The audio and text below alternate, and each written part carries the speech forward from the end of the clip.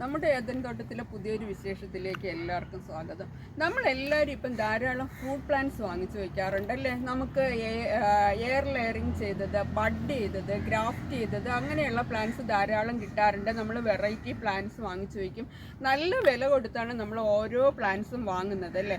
വാങ്ങിച്ചു കഴിയുമ്പോൾ കുറച്ച് നാൾ കഴിയുമ്പോൾ ചില സമയത്ത് നമ്മൾ അറിയാതെ തന്നെ നമ്മൾ നോക്കി നിൽക്കുക നമ്മുടെ ഈ പ്ലാന്റ് ഒരു ഹെൽത്തും ഇല്ലാതെ നശിച്ച് പട്ടുപോകുന്നത് നമുക്ക് കാണാം. ഇത് എൻ്റെ ബെയറാപ്പിളാണ് കേട്ടോ. ഇത് നല്ലപോലെ പൂത്തിട്ടുണ്ട്, ഇത് കായ്ച്ചു തുടങ്ങിയിട്ടുണ്ട്. ഇത് റെഡ് ബെയറാപ്പിളാണ്. ബെയറാപ്പിൾ നമുക്ക് ഈ കുഞ്ഞു കുഞ്ഞ് കണ്ടെയ്നറുകളിലൊക്കെ വെച്ച് പിടിപ്പിക്കാനും എപ്പോഴും നിറയെ കായ്കളുമായിട്ട് നിൽക്കുന്ന നല്ലൊരു ഫ്രൂട്ട് പ്ലാന്റാണ് ബെയറാപ്പിൾ.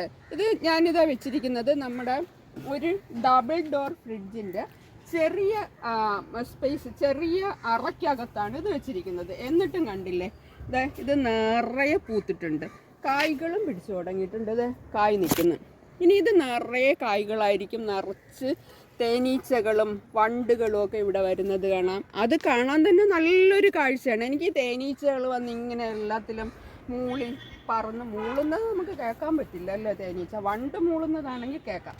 ഇങ്ങനെ ഓരോന്നിലൊന്ന് സക്ക് ചെയ്ത് നടക്കുന്നത് കാണാനൊക്കെ നല്ലൊരു രസമാണ്. നമുക്ക് ഇങ്ങനെയൊക്കെ ഉണ്ടെങ്കിലല്ലേ നമുക്ക് ആ പ്രകൃതിയിലെ കാഴ്ചകൾ നമുക്ക് കാണാൻ പറ്റുള്ളൂ. പക്ഷെ ഞാൻ പറഞ്ഞു വന്നത് എന്താണെന്ന് വെച്ചാൽ, നമ്മൾ ഈ ഫ്രൂട്ട് പ്ലാന്റ്സ് വാങ്ങിച്ച് വെച്ച് കഴിയുമ്പോൾ നമ്മൾ ലെയർ ചെയ്ത തൈകളാണെങ്കിൽ പ്രശ്നമില്ല. പക്ഷെ ബഡ് ചെയ്തതോ ഗ്രാഫ്റ്റ് ചെയ്തതോ ആയിട്ടുള്ള തൈകൾ നമ്മൾ വളരെയധികം ശ്രദ്ധിക്കേണ്ട ഒരു കാര്യമുണ്ട്. എന്താണെന്നറിയാമോ, അത് ഏതിലാണോ ലെയർ ചെയ്തിരിക്കുന്നത്, അല്ല ഗ്രാഫ്റ്റ് ചെയ്തിരിക്കുന്നത് അല്ലെങ്കിൽ ബഡ് ചെയ്തിരിക്കുന്നത്, ആ ഭാഗം മുളച്ച് കയറി വരാനുള്ള സാധ്യതയുണ്ട്. ഇത് ഞാൻ ശ്രദ്ധിക്കാതെ നിന്നതാണ്. ഇതിൻ്റെ അടിഭാഗം മുളച്ച് വന്നിരിക്കുന്നത് കണ്ടോ, എന്ത് ഹെൽത്തി ആയിട്ടാണ് അത് വന്നിരിക്കുന്നതെന്ന് നോക്കിയാൽ.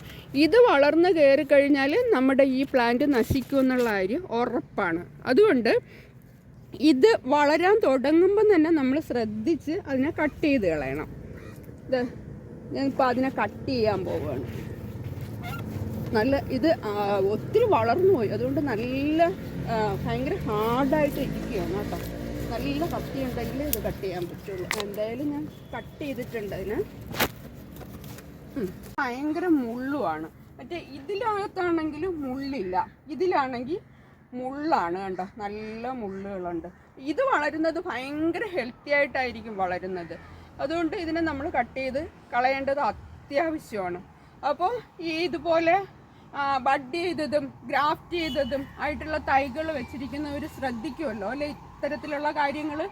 അപ്പോൾ നമ്മുടെ ഈ വീഡിയോ ഉപയോഗപ്രദമാണെന്ന് നിങ്ങൾക്ക് തോന്നുന്നെങ്കിൽ എല്ലാവരും ഒന്ന് ഷെയർ ചെയ്തേക്കണേ. നമ്മുടെ ഈ വീഡിയോയിൽ ഒന്ന് ലൈക്കും ചെയ്ത് കമൻറ്റും ചെയ്തേക്കണം കേട്ടോ. അടുത്തൊരു വിശേഷമായിട്ട് നമുക്ക് വീണ്ടും കാണാം. വീണ്ടും കാണുന്നത് വരെ ബൈ.